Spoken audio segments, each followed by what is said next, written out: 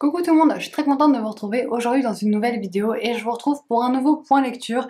Je vais vous parler de mes deux premières lectures du Pumpkin Autumn Challenge, d'une lecture que j'ai reçue de la part d'un auteur auto-édité et d'une série de bandes dessinées. Donc si ça vous intéresse, on y va. D'abord, je vous donnerai mon avis sur La peau sur les os de Stephen King. Ensuite, je vous dirai ce que j'ai pensé de Reine de cendre de Erika Johansen. Puis, je vous parlerai de Poèmes révolutionnaires d'un naufragé solitaire de Quentin Grandin. Et enfin, je vous parlerai des bandes dessinées Les Vieux Fourneaux de Lupano et Coé. On commence tout de suite avec La peau sur les os de Stephen King. Je vais être cash directement, c'est la première fois que j'ai une déception avec un Stephen King et c'est vrai que je me suis beaucoup ennuyée avec ses romans. Pour ce qui est de l'histoire, on suit le personnage de Billy qui est un Américain qui est marié, qui a une fille adolescente, il a une quarantaine d'années plus ou moins.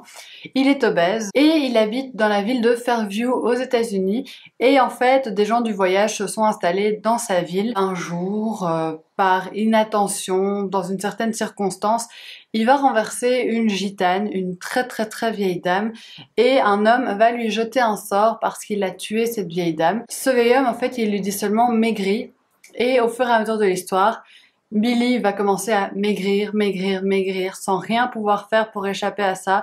Même s'il mange des quantités astronomiques de nourriture, il continue à maigrir. Au début, j'ai bien aimé le synopsis de l'histoire. J'ai trouvé que c'était une idée très originale, cette histoire de l'américain gros qui maigrit quoi qu'il fasse. Je me suis laissée prendre au jeu, j'ai trouvé ça intéressant, même si je trouvais déjà qu'il y avait quelques longueurs quand on parlait de l'installation des gens du voyage dans la ville. En plus, je trouvais que c'était fait de manière un peu dénigrante pour les gitans. J'ai trouvé ça un peu spécial la manière dont les gitans étaient abordés dans le livre. Voilà, ça m'a mise assez mal à l'aise. On a beaucoup de stéréotypes sur ces gens. Et c'est vrai que je me suis dit que c'était pas génialissime ça. La première partie donc m'a plutôt séduite, même si c'était pas le grand frisson non plus. La deuxième partie par contre je me suis ennuyée profondément. À la fin vraiment je passais le plus vite les pages parce que j'en pouvais plus. Donc il y a vraiment un souci de lenteur pour moi dans ce livre. Et à un moment même j'avais perdu l'intérêt de l'histoire. Voilà, ça m'était un peu égal. La fin, j'ai trouvé aussi que c'était un peu gros, c'est le cas de le dire. Mais vraiment, j'ai pas été emballée par cette histoire. Pourtant, au début, je me suis de nouveau dit, ah, je retrouve la plume de Stephen King que j'aime beaucoup. La famille, le personnage à qui rien n'était jamais arrivé, qui avait toujours tracé sa voie bien dans les rails, ça me plaisait. Mais on tourne autour du pot et c'est lent. Alors qu'il fait même pas 400 pages, hein, mais c'est vraiment très lent. Et j'ai vraiment pas été séduite, je suis assez déçue parce que j'attendais pas mal de ce roman et en plus je croyais que ça allait faire peur parce que c'était dans la catégorie épouvante. Ça fait pas peur du tout. Mais vraiment là franchement même les personnes les plus sensibles peuvent y aller, ça fait pas peur. Mais peut-être qu'elles vont s'ennuyer ces personnes sensibles, ça reste à voir. Ensuite j'ai lu Reine de cendre de Erika Johansen en lecture commune avec Annabelle. Je vous mettrai son compte Instagram juste ici en dessous pour que vous puissiez aller jeter un coup d'œil. En grand format c'est La Reine du Tirling, vous en avez peut-être, même sans doute entendu parler si vous regardez un petit peu les vidéos sur Booktube.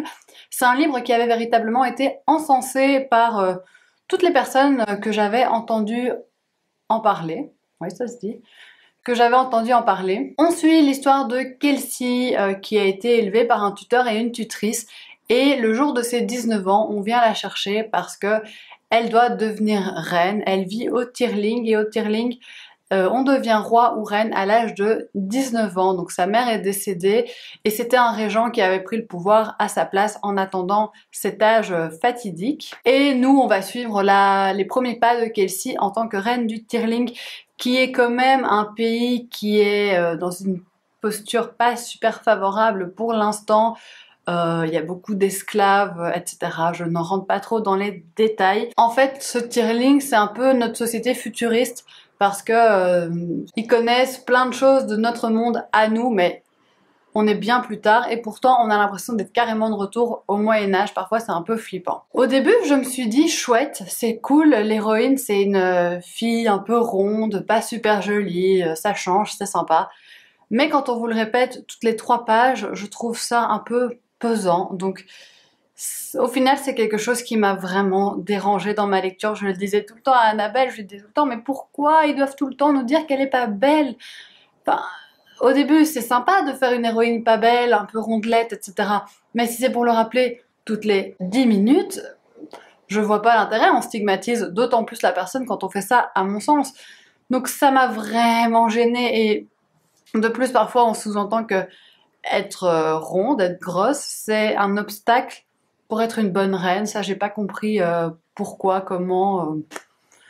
Ça m'a beaucoup gênée. En fait, le personnage de Kelsey, dans son entièreté, m'a gênée parce que je la comprenais pas, en fait. Elle fait, pour moi, hein, je précise, je comprends, enfin, je respecte tout à fait les personnes qui ont apprécié. Et d'ailleurs, j'ai pas du tout détesté le livre, mais j'ai détesté Kelsey.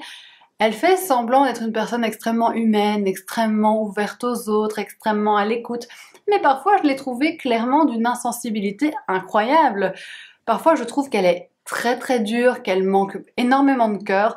Donc, je trouve ça un peu fort quand elle fait une action extrêmement méchante, extrêmement sévère, et qu'après, elle est là, oh, je suis tellement triste d'avoir fait ça. J'y croyais pas une seconde, personnellement. Sinon, l'univers développé est vraiment agréable, il est vraiment sympa.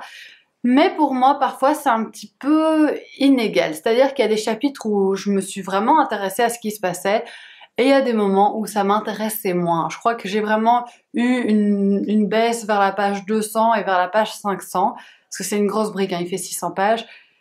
Donc il y a eu vraiment deux moments comme ça, pour moi, un peu de creux, où j'ai senti un peu la pression retomber et que ça m'intéressait un petit peu moins. Après, globalement, ça reste une bonne histoire, hein, attention. C'est juste que le livre avait été tellement encensé que je m'attendais à quelque chose de vraiment, vraiment exceptionnel. Au final, moi, j'ai été assez déçue. Je ne lirai pas la suite. Ça me suffit, ce premier tome. Je vois l'ambiance générale. Maintenant, je peux dire que j'ai lu une partie de cette trilogie, le premier tome. Mais comme je n'aime pas Kelsey, je ne me vois pas lire 3 tomes avec elle en tête d'affiche, je pense que ça va m'énerver au bout d'un moment. Déjà ici, j'étais contente d'arriver au bout du tome parce que je me disais, bon ok, maintenant je passe à autre chose parce que j'ai mis du temps à lire cette petite brique, l'air de rien. Donc voilà, une lecture en demi-teinte pour moi. Donc vous voyez, le bilan n'est pas fameux pour ces premières lectures du Pumpkin Autumn Challenge. Puis j'ai lu un tout petit livre que l'auteur m'a proposé, que l'auteur m'a envoyé. C'est un livre auto-édité. C'est Poèmes révolutionnaires d'un naufragé solitaire de Quentin Grandin. Je n'accepte pas trop les livres d'auteurs auto-édités, malheureusement, parce que souvent le sujet ne me parle pas, ne me plaît pas. Je sais d'avance en fait que ce sera pas mon type de lecture, mais ici, quand Quentin Grandin m'a contacté, je me suis dit que ça pourrait me plaire parce que déjà on parle de poésie et je trouve ça très rare. Je ne lis jamais de poésie, j'en lisais un petit peu quand je faisais mes études, mais maintenant plus du tout. Tout le livre est comme ça, sous forme de poème, donc c'est une forme de mise en page assez originale.